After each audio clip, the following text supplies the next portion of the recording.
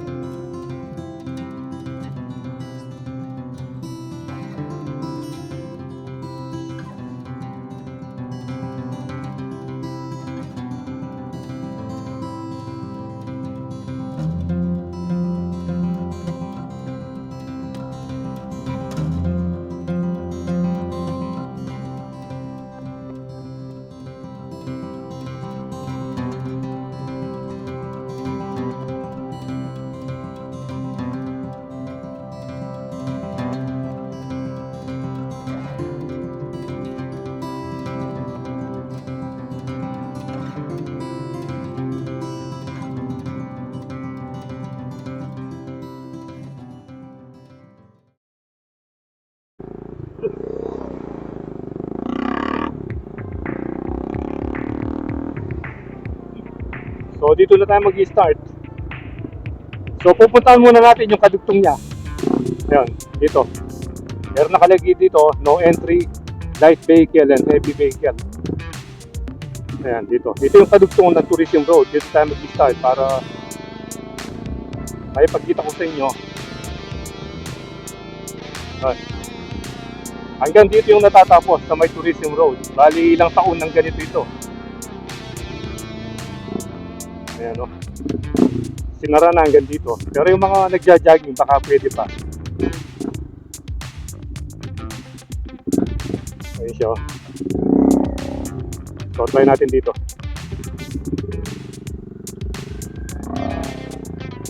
Ayan. Punta natin yung pinakadulo bago tayo pumunta doon sa may papuntang MacArthur Highway. Ayan, no? Ang lapad na pala rito.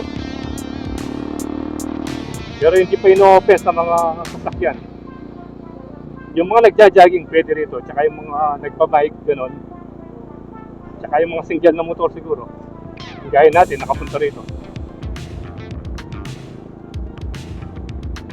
Yan, no? Lawak na pala yung continuation ng tourism road.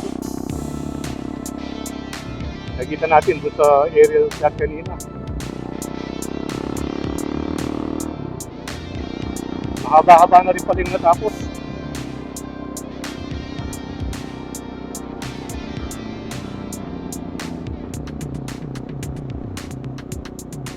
Yun. Bali lalabas pala ito dun sa dito sa may Panipon Road. Dito. So first time natin nakapunta rito. Ito. Ay ba naman yun? Private na yan eh. Akala ko yung yung mga billboards o yung mga tarpaulin ng mga government project. Ano pala yun? Ayan o. So, ito. Meron din nagmumotor dito.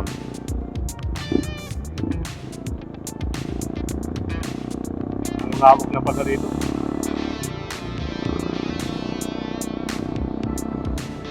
So, ito yung latest update ngayon. Dito sa Tourism Road. Ngayon lang tayo nakapunta rito. Hindi natin alam na nagawa na pala yung parting ito. Tapos dito, anong nangyari dito? Parang nagbasag ng ano. Daming pinasok ng mga, parang mga baso o mga tiles. Ano kaya nangyari dito? Yan. Hanggang dito. Bali, ewan ko kung saan diretso yan. Kung mag-ano ba rito, magla-left turn or kasi ano na ito eh, NLEX na to eh. Pero ang daming bubog. Ano kaya nangyari rito? Parang nagpasabog ng firecracker. Iwasan natin.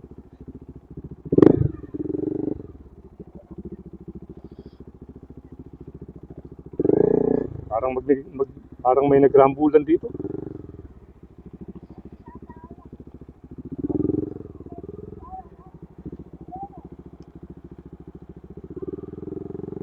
Let's go.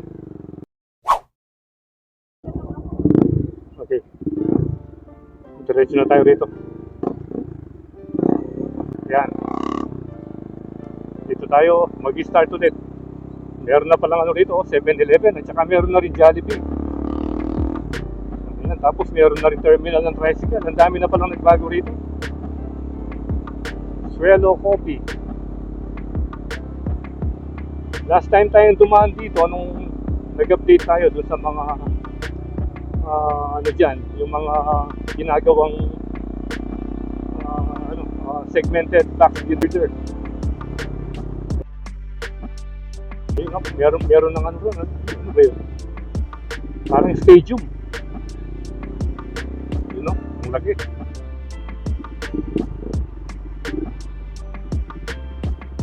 Dami na palang bago rito.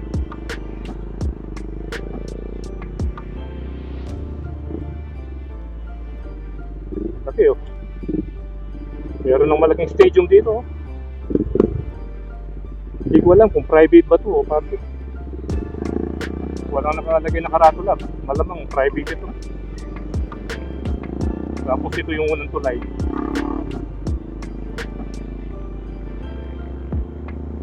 Ang dami na nagbago dito sa Tourism Road.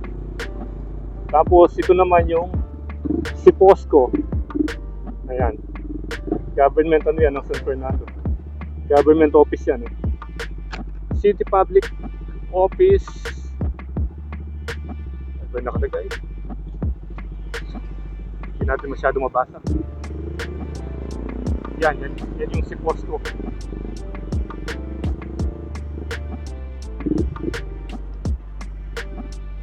City Public Order and Safety Coordinating Office. Ayan. Yun pala. Nabasa rin natin.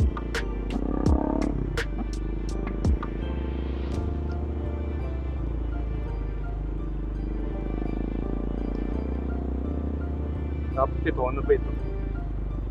Bago rin yung building na to. LG. Pero ito, dati na. Yung gasolinahan nito. Yan, daming mga bago. Meron Dali, meron din 7-Eleven. So, dalawa na pala yung 7-Eleven dito. Ito naman yung kalsadang papuntang Northville. So, simula doon sa may gasolinahan, halos na, aspaltado na.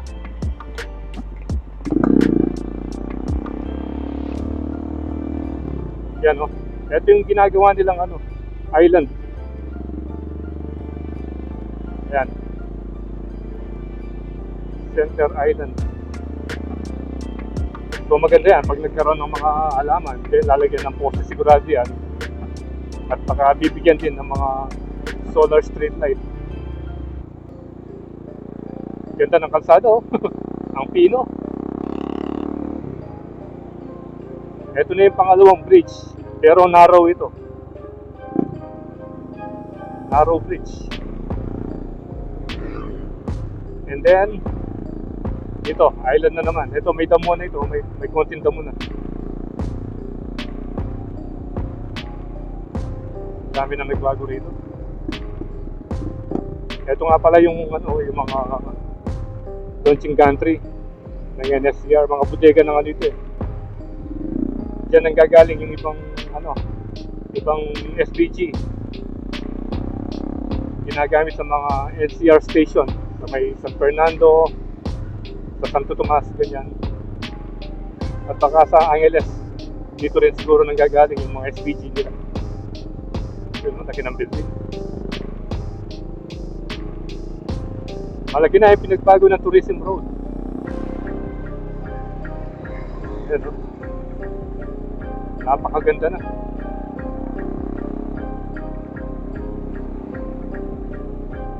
Ito na yung pangatlong bridge. Yan. Bali, tatlong bridge yung makikita mo pag dumaan ka dito sa may tourism road. So ayan, no? Ginagawa nila yung mga island. Bali yung dulo doon, yung matraffic doon, yun na yung MacArthur Highway. Ito. Yung mga gumagawa ng island, yun, no?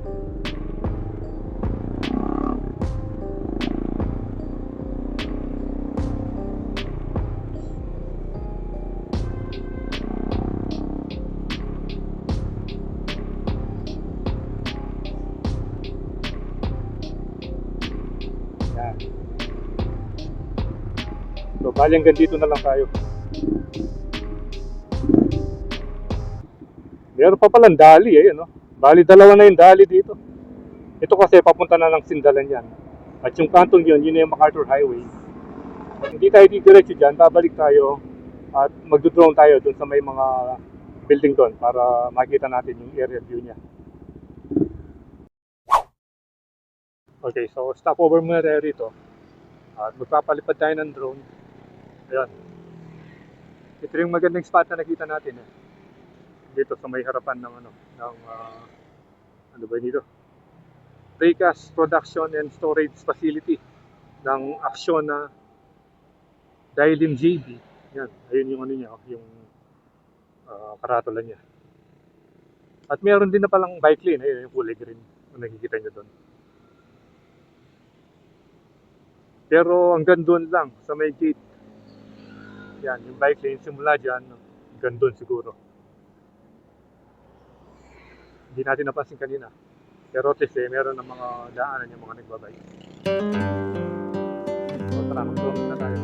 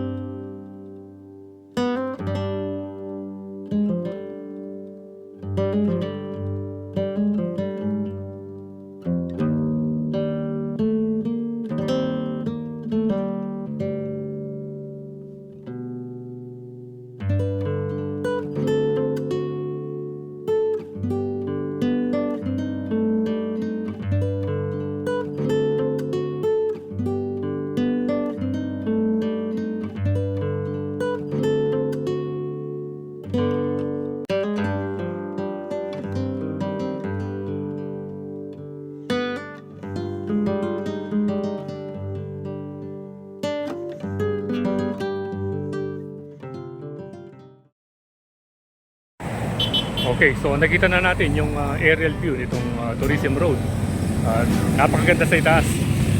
Marami na mga establishment dito at marami na nag-improve. Ayan, gaya na lang yan yung mga island.